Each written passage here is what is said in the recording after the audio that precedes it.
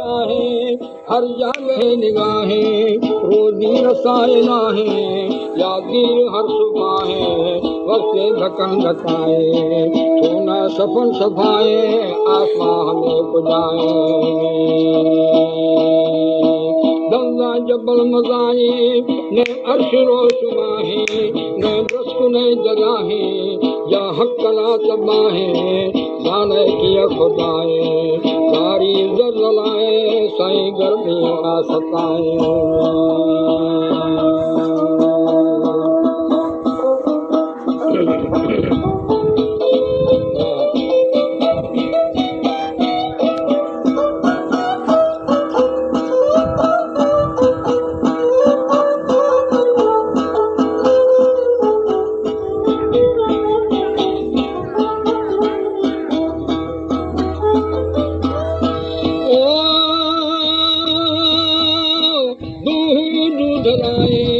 बागुठी बनाए जानवर सुनाए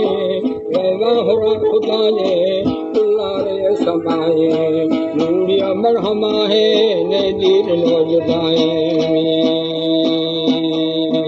छमदी लगे लकाए मरबस बादुलाए बेबसवा खताए लाखों लूड़ाए गुजरा भज खुताए दाने करूं बबाने तुम मर्द फैसलाए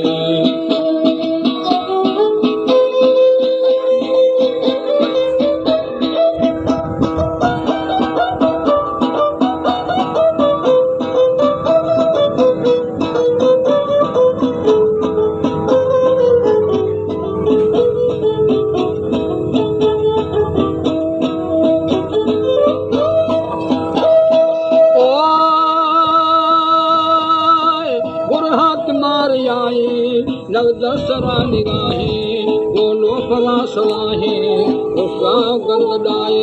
एता दलो जिताए न शर्म न हयाए न भीलवे शराए ईमान भाव पाए ठोके कवे बताए समझी तिलक भाए जाके गरीब दाहे कि वह अश्कनो अलाहे गंदगे गुनाहे दुर्जी जनाहे ठगी ग्रोठाहे रब साहिबा मिनाहे ये जाहिला वजाहे या आकड़ो हवाए साईं पाते निमाज कराए रोश क़यामत शगाए किबरा गर्दना नवाए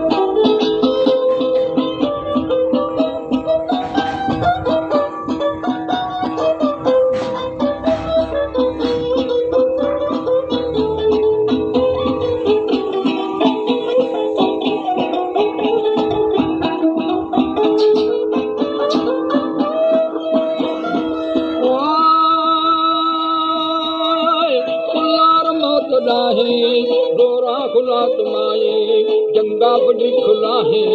तूफान गए ठकाए हर तस्वीर फनाए नए पीर बादशाह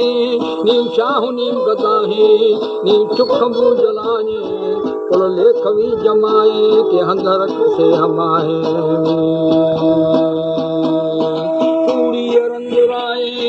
जो सा गरीब गुआहे मुख्तार रूह साहे दिल मौज खंदरिया है यश या बदा है आले दिया ने जाए कि दिल अंदरा सफाए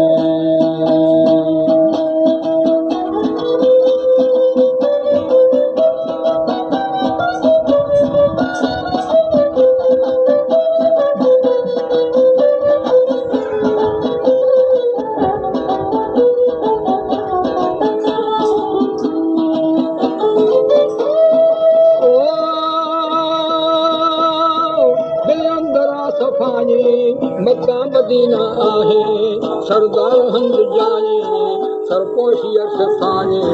चोचार लही माहे मौका फराग जाए रब साहिब रजाए महबूब मुस्लिमाए हर ताके खुदा दुआए हर जगह सदा है सलवात में दवाने